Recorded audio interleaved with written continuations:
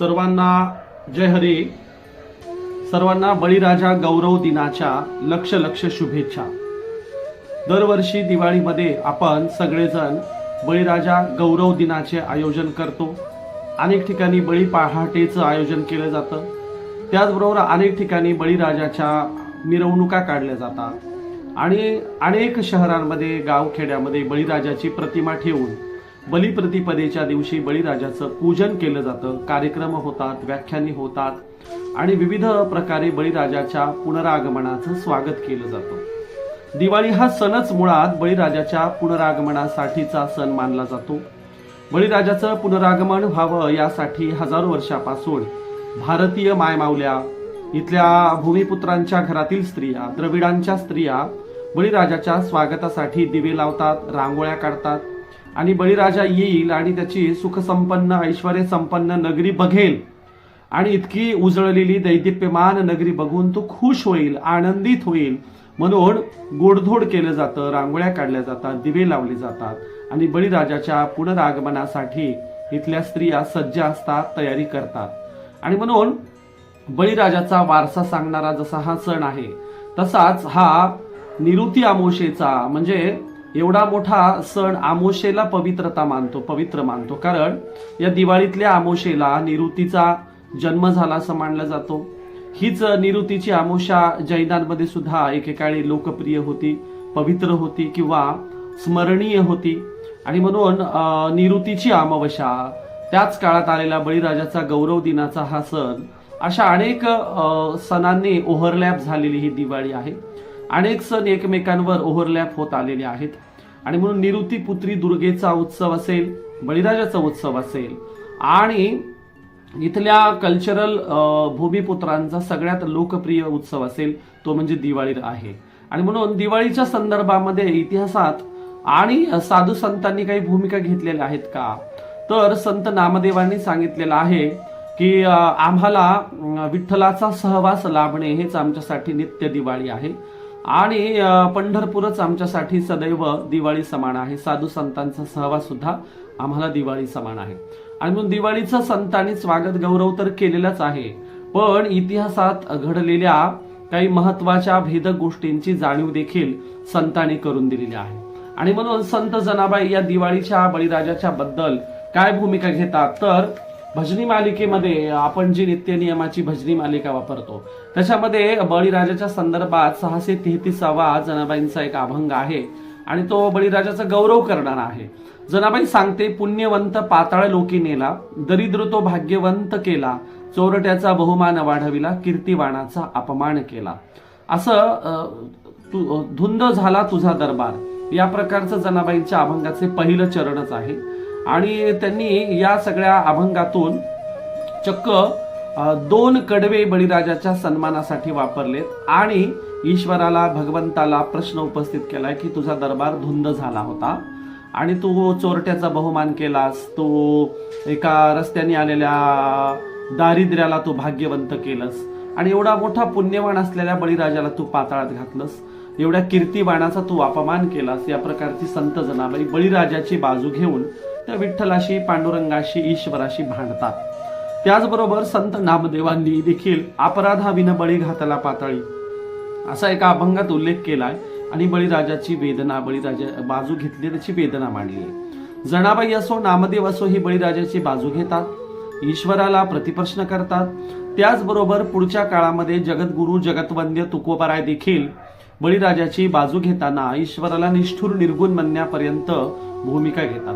तुकोबाराय सांगतात, हरी तू निष्ठुर निर्गुण, नाही माया बहु कठीण, नव्हे ते करस्यान कवणे नाही केले ते. बळी सर्वस्व उदार, ज्यांनी उभारीला करुणी कहर तू पाताळी घातला. हे बघ ईश्वरा, हे पांडुरंगा, तू निष्ठुर आहेस, तू निर्गुण आहेस, तुझ्याकडे दयामाया नाहीये आणि तू चक्क आमच्या बळीराजाला पाताळात घातलंस. आमच्या बळीराजाला कारण नसताना तू बळीराजाला पाताळात घातलंस. तू काय म्हणजे इतका कसा काय तू निर्दयी होऊ शकतो, या प्रकारचे प्रश्न तुकोबारायांनी देखील ईश्वराला केलेले आहेत. आणि म्हणून संपूर्ण वारकरी संत मंडळ हे बाजू कुणाची घेतं, तर बळीराजाची बाजू घेतं.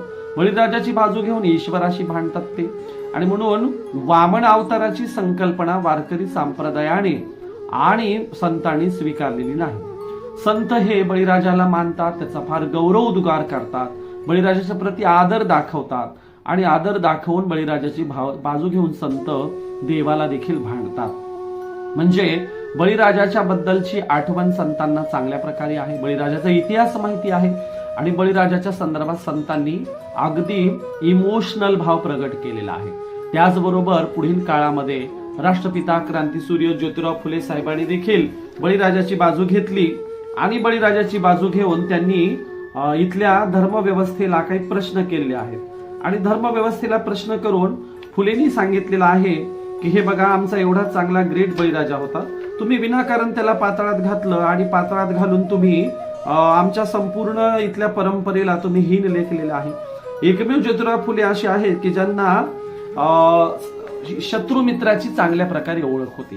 ज्योतिराव फुले म्हणतात, आमुच्या देशीचे अतुल स्वामीवीर होते रणधीर स्मरू त्यास, बळीस्थानी आले शूर भैरोबा, खंडोबा ज्योतिबा म्हसोबा, सद्गुणी पुतळा मूळ राजा बळी, दसरा दिवाळी आठविती, क्षत्रिय भार्या इडापिडा जाओ, बळीराज्य येऊ आशा कामा, आर्यभटा आले सुवर्ण लुटिले, क्षत्रिय दास केले बाममत्ता, वामनका घाली बळी रसातळी, प्रश्न ज्योतिमाळी करी भटा.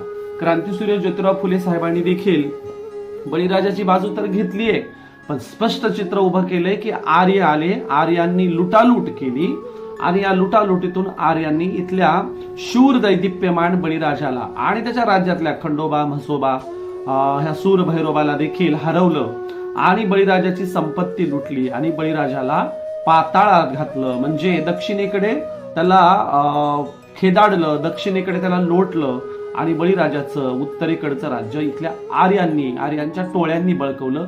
असं स्पष्ट चित्र क्रांतीसूर्य ज्योतिराव फुले साहेबांनी उभं केलेलं आहे. आणि म्हणून भारतीय संघर्ष हा वामन विरुद्ध बळीराजा असाच आहे. बळीराजाला मारणारे दक्षिण भारतीय, द्रविडियन, महाराष्ट्रीयन, भारतीय भूमिपुत्र आहेत, तर वामनाची बाजू घेणारे परकीय लोक आहेत ज्यांनी या देशावर बळीराजाच्या संस्कृतीवर हल्ले केले आणि म्हणून हा देश बळीस्थान व्हावा अशी भूमिका ज्योतिराव फुलेंची होती. अनेक लोकांना अनेक राष्ट्र हवं आहेत. आताच अभ्यंकर नावाचे कुणीतरी ब्राह्मण गृहस्थ पुण्यातल्या एका कार्यक्रमात म्हणाले की ब्राह्मणांनी ब्राह्मण लँड मागावं आणि स्वतंत्र ब्राह्मण लँडची संकल्पना त्यांनी पुढे ठेवलेली आहे. आणि म्हणून कुणीतरी ह्या अभ्यंकर नावाच्या ब्राह्मणांना सांगितलं पाहिजे की हे इथल्या भूमिपुत्रांचं, इथल्या भारतीयांचं हे राष्ट्र आहे. जम्मू काश्मीर ते कन्याकुमारी पर्यंत हे राष्ट्र उभं करण्यासाठी हजारो महापुरुषांनी इथे त्याग आणि समर्पण केले, बलिदान दिलेलं आहे. हजारो लोकांच्या त्याग समर्पणातून उभं राहिलेलं हे राज्य असं कुण्या ब्राह्मणांच्या घशात सहजरित्या इथले भूमिपुत्र घालणार नाही. ब्राह्मण लँड या देशात उभं करता येणार नाही. जम्मू काश्मीर ते कन्याकुमारी हा देश बुद्धाचा आहे, जैनांचा आहे, महावीरांचा आहे, चार्वाकांचा आहे. हा देश भारतीय भूमिपुत्रांचा, साधू संतांचा, महंतांचा, महानुभावांचा, लिंगायतांचा आहे. हा देश इथल्या फुले शाहू आंबेडकरांचा आहे. हा कोण्या जातीच्या लोकांना ब्राह्मण राष्ट्र आणि ब्राह्मण लँड म्हणून उभं करता येणार नाही. कुणाला काय काशी करायची आहे त्यांनी भारताच्या बाहेर आपले खुशाल राष्ट्र उभे करावे, परंतु या भूमीतली सुईच्या टोकावर मावर एवढी इंचभर जमीन देखील भारतीय द्रविड भूमिपुत्र द्यायला तयार नाहीत, आम्ही देणार नाही. आणि म्हणून इथल्या ज्योतिराव फुलेंची भारतीय भूमीबद्दल काय जी अपेक्षा होती तर हे राष्ट्र बळीस्थान व्हावं, ज्या बळीच्या राज्यामध्ये सगळे समान आहेत, गुण्या गोविंदाने नांदतात, कुणी लहान नाही कुणी मोठं नाही, सगळ्यांचे घर समान आहेत, काटकोनात छेदणारी रस्ते आहेत, सोन्याचा नांगर आहे आणि शेतकऱ्यांच्या शेतातला सोन्याचा नांगर, सोन्याची बैलजोडी आणि इतकी सुबत्ता आहे की त्यांच्या अंगणातला रांजण देखील सोन्याचा आहे. इतकी सुबत्ता पूर्ण बळीस्थानाची अपेक्षा, शेतकऱ्यांच्या, कष्टकऱ्यांच्या स्वराज्याची अपेक्षा ज्योतिराव फुलेंनी केली आणि म्हणून बळीराजाची ते शिवरायांची बाजू फुलेंनी घेतली. शिवरायांना कुळवाड्यांचा राजा म्हटलंय, बळीराजाचा पवाडा लिहिलाय. अशा ज्योतिराव फुलेंना शेतकरी, कष्टकऱ्यांचं सुखी समाधानी राज्य हवं होतं, म्हणून फुलेंच्या संकल्पनेतलं बळीस्थान इथे आलं पाहिजे, ब्राह्मण लँड चालणार नाही. ज्योतिराव फुलेंच्या नंतर भारतरत्न, विश्वरत्न डॉक्टर बाबासाहेब आंबेडकरांनी प्रबुद्ध भारताची संकल्पना पुढे ठेवली. प्रबुद्ध भारत म्हणजे समतेचा, बुद्धाच्या विनयशीलतेचा, करुणीने ओतप्रेत भरलेला भारत बाबासाहेबांना हवा होता. बुद्धाच्या विचारांचा, समतेचा भारत बाबासाहेबांना हवा होता. इथे कुणीही लहान नाही, मोठा नाही, भेदभाव नाही, अस्पृश्यता नाही, जातीभेद नाही, वर्ण व्यवस्था नाही, सगळे समान असतील अशा बुद्धाच्या भिक्खू संघाचं आदर्श मॉडेल घेऊन बाबासाहेबांनी प्रबुद्ध भारताची संकल्पना पुढे ठेवली आणि म्हणून बळीस्थान हवा आहे, प्रबुद्ध भारत हवा आहे. परंतु कुणी जातीचा ब्राह्मण लँड करण्याची अपेक्षा इथे बोलवून दाखवू नये. राष्ट्रद्रोही कृत्य या देशात चालणार नाही. पुढे हीच संकल्पना संत रविदासांनी बेगमपुरा नावाने मांडलेली आहे. बेगमपुरा म्हणजे असं शहर ज्या शहरामध्ये कुठलाही गम असणार नाही, कुणी लहान असणार नाही, कुणी मोठा असणार नाही, कुणी कुणाचं शोषण करणार नाही, कुणी राजा असणार नाही, कुणी रंक असणार नाही. अशा बेगमपुऱ्याच्या आदर्श राज्याची संकल्पना संत रविदासांनी ठेवली होती. होय, हा भारत आम्हाला बेगमपुऱ्यासारखा हवा आहे. समतेचा, बंधुभावाचा, कुणाचंही शोषण न करणारा भारत आहे. रविदासांच्याच समकालीन नामदेव तुकोबाराय आणि एकूण संतांनी या देशाची संकल्पना पंढरपूर सारख्या शहराची ठेवलेली आहे. आम्हाला हा संबंध देश पंढरपूर सारखा हवा आहे, जिथे वाळवंटात जातीभेद विसरून लोक फुगड्या खेळतील, वंशभेद आणि लिंगभेद विसरून लोक फुगड्या खेळतील, आनंदाचे डोही आनंद तरंग मांडतील, स्त्री पुरुषांच्या सोबत भेदभाव न करता फुगड्या खेळतील, एकाच चंद्रभागेच्या तीरावर स्त्री पुरुष समतेनं आंघोळी करतील, समतेने एकमेकांची पाठ घासतील, एकमेकांना आलिंगन देतील, एकमेकांना माऊली म्हणतील आणि एकमेकात आई बघून एका जातीअंताच्या, समतेच्या, अस्पृश्यता निर्मूलनाच्या शहराची संकल्पना, पंढरपूरची संकल्पना, समतेच्या विठ्ठलाची संकल्पना संतांनी पुढे ठेवली होती. होय, आम्हाला समतेच्या पंढरपूर सारखा भारत हवा आहे. संबंध भारताला आम्हाला पंढरपूर बनवायचंय आणि म्हणून हा देश साधू संतांचा सारखा कोण्याही जीवाचा न घडोबत सर्वम सर्वेश्वर पूजनाचे किंवा पंढरीच्या लोकांनाही अभिमान, पाया पडती जन एकमेका, या प्रकारचं आम्हाला पंढरपूरचं शहर हवंय, देश हवा आहे. आणि म्हणून साधू संतांनी या बळीराजाची बाजू घेतली, कारण बळीराजा समतेची, बंधुभावाची, एकोप्याची बाजू घेत होते. आणि म्हणून संत बळीराजाच्या मार्गाने पुढे जाणारे आहेत. ज्योतिराव फुले बळीराजाच्या मार्गाने पुढे जाणारे आहेत. आजही बळीराजाला चांगले दिवस यावेत म्हणून आपण बळीराजाचा लोक जागर करूया. बळीराजाचं, महासम्राट बळीराजाचं महत्व जनतेत सांगूया. जनतेत सांगूया वामनाच्या अवलादीपासून सावध असावे. जनतेत सांगू द्या आपल्या रक्तामासाच्या होऊन गेलेल्या बळीचा वारसा आपल्याला पुढे चालवायचा आहे. आणि म्हणून भारतीय भूमिपुत्रांना, इथल्या शेतकरी कष्टकऱ्यांना चांगले दिवस येण्यासाठी आपण या साधू संतांनी सांगितलेल्या बळीराजाच्या लोक दिनाचं, बळीराजाच्या गौरव दिनाचं आयोजन करूया. लोकांना बळीराजाचं महत्व सांगूया.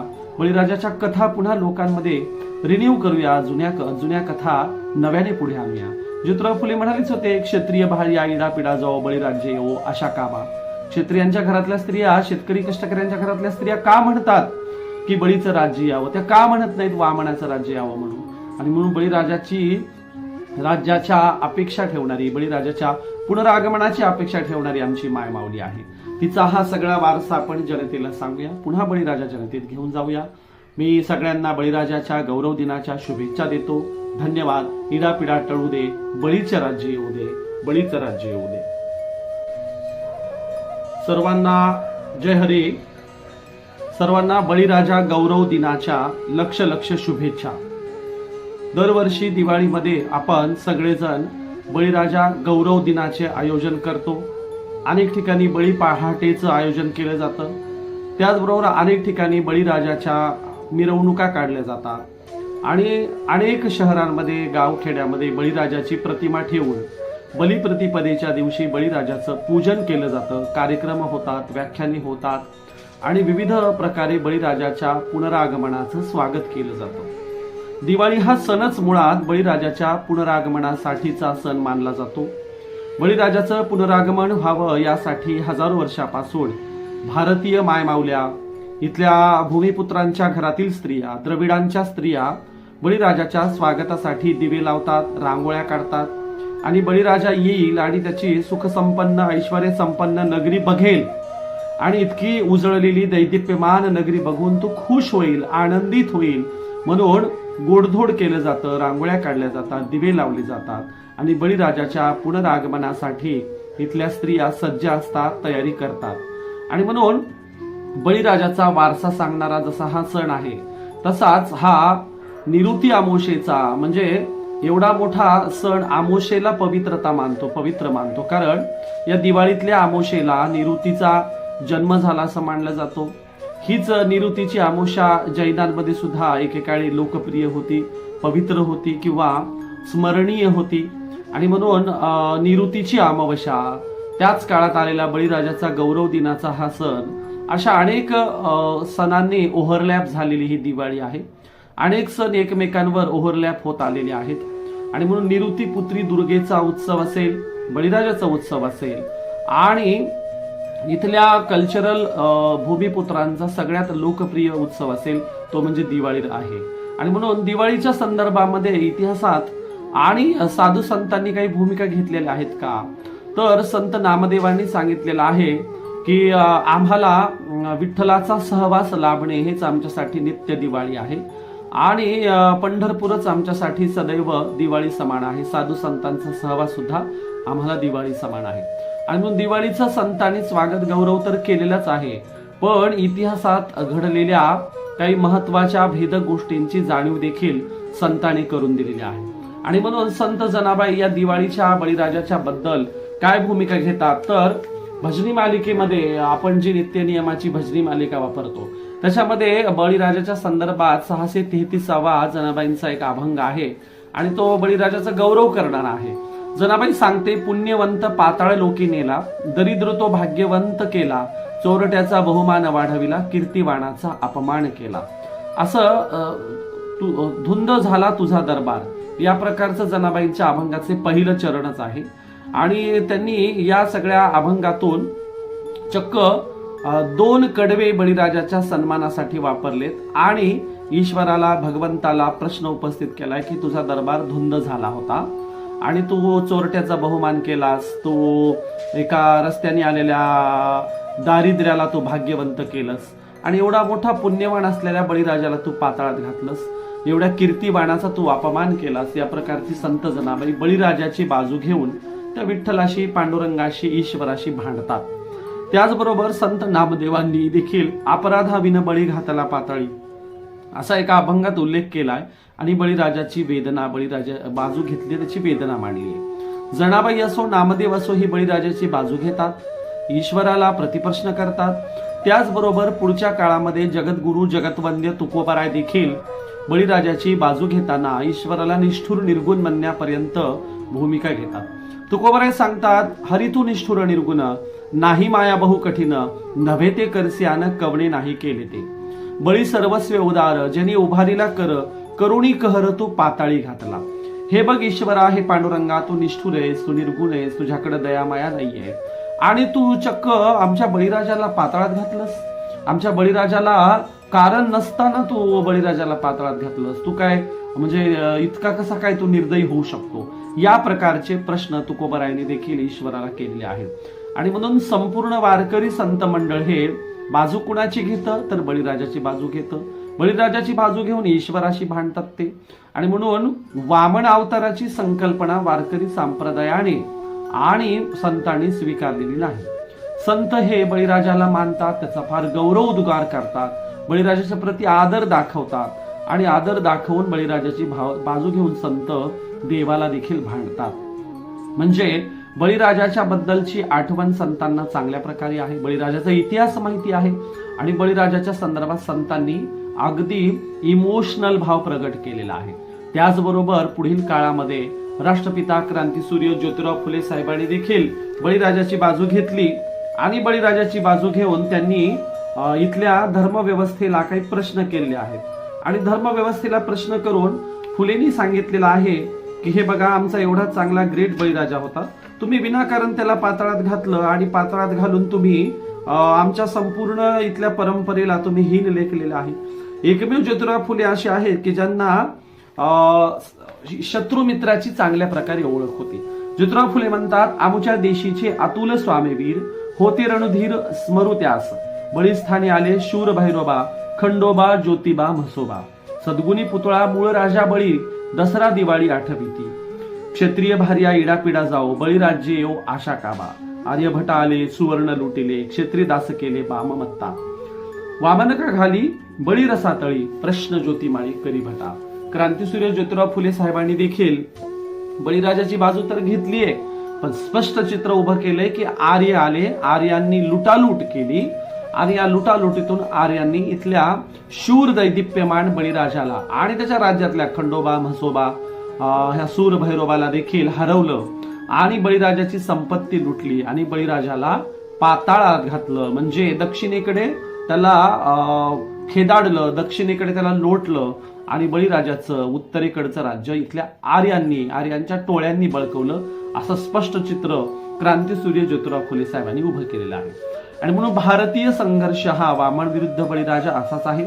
बळीराजाला मारणारे दक्षिण भारतीय, द्रविडियन, महाराष्ट्रीयन, भारतीय भूमिपुत्र आहेत, तर वामनाची बाजू घेणारे परकीय लोक आहेत ज्यांनी या देशावर बळीराजाच्या संस्कृतीवर हल्ले केले. आणि म्हणून हा देश बळीस्थान व्हावा अशी भूमिका ज्योतिराव फुलेंची होती. अनेक लोकांना अनेक राष्ट्र हवं आहेत. आताच अभ्यंकर नावाचे कुणीतरी ब्राह्मण गृहस्थ पुण्यातल्या एका कार्यक्रमात म्हणाले की ब्राह्मणांनी ब्राह्मण लँड मागावं आणि स्वतंत्र ब्राह्मण लँडची संकल्पना त्यांनी पुढे ठेवलेली आहे. आणि म्हणून कुणीतरी ह्या अभ्यंकर नावाच्या ब्राह्मणांना सांगितलं पाहिजे की हे इथल्या भूमिपुत्रांचं, इथल्या भारतीयांचं हे राष्ट्र आहे. जम्मू काश्मीर ते कन्याकुमारी पर्यंत हे राष्ट्र उभं करण्यासाठी हजारो महापुरुषांनी इथे त्याग आणि समर्पण केले, बलिदान दिलेलं आहे. हजारो लोकांच्या त्याग समर्पणातून उभं राहिलेलं हे राज्य असं कुण्या ब्राह्मणांच्या घशात सहजरित्या इथले भूमिपुत्र घालणार नाही. ब्राह्मण लँड या देशात उभं करता येणार नाही. जम्मू काश्मीर ते कन्याकुमारी हा देश बुद्धाचा आहे, जैनांचा आहे, महावीरांचा आहे, चार्वाकांचा आहे.